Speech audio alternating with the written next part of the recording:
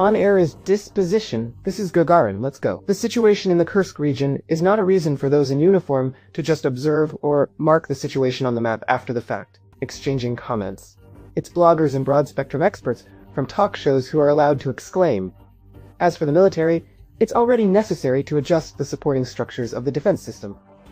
Otherwise, expect uninvited guests. I dare to assume that the General Staff is now sorting out the issue of the secrecy of preparations for an invasion into the Russian region. Yes, some military correspondents wrote about Ukraine concentrating forces near the Russian borders, but everyone writes about everything now. Overall, the information about the concentration of Ukrainian forces did not sound threatening. Interesting here are the analysts' observations regarding the mass use of civilian clothing by Ukrainian servicemen to mask their concentration and plans.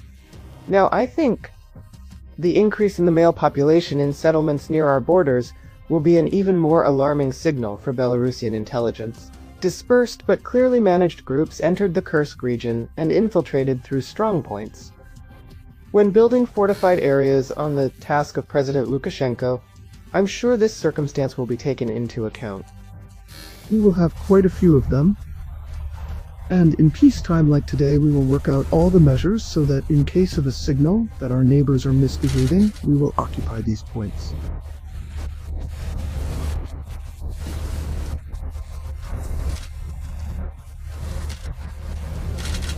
They will be, at the very least, difficult for the enemy to pass through. There will be several such larger centers. Considering modern wars, considering the combat actions in Ukraine, and instructors with Chabakabayev, the experience of modern warfare is fully absorbed by us.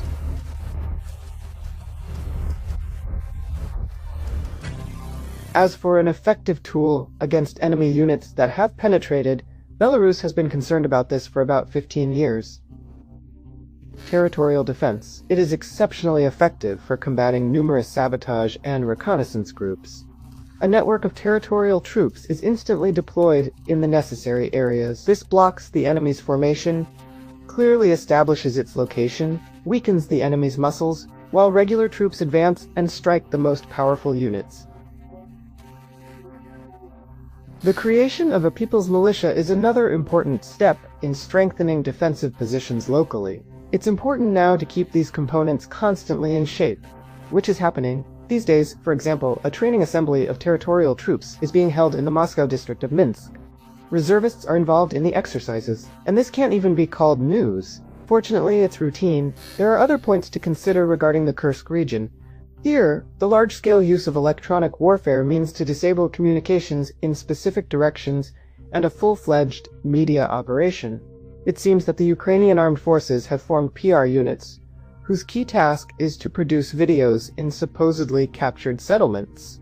In reality, these villages were simply passed through by the Ukrainian Armed Forces, but not taken under control. Yet they loudly claimed victory and stirred up panic. Fortunately, we studied this fake tactic back in 2020 and developed algorithms for neutralization. A remarkably important, if not primary role was played by aviation in the Kursk region. It was able to close gaps and disrupt the opponent's plans.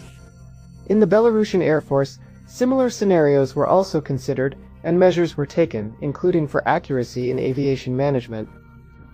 Today, a forward aviation scientist has with him, firstly, mobility means, like a UAZ vehicle, automation tools, such as a tablet displaying the air situation in the necessary volume, his own quadcopter, the necessary radio communication kit, and so on.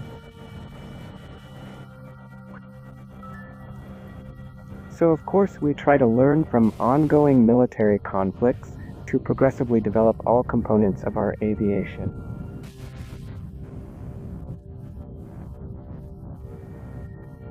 By the way, these days, military aviators are celebrating their professional holiday and preparing to conquer more heights. The resources for this are available, as is professionalism. In the near future, let's say, we expect the delivery of the next batches of new Mi-35 helicopters within the agreed contract terms. Well, I think it's no big secret that the next batch of Su-30 aircraft we plan to receive will be in the latest Su-30 SM2 modification. The Belarusian Air Force has recently gained the capability to use tactical nuclear weapons, and now we can only be defeated if they bet on zero. But let's hope that we will continue to enforce good neighborliness, not with military equipment, but with the determination to defend the country. This is the highest level of security piloting.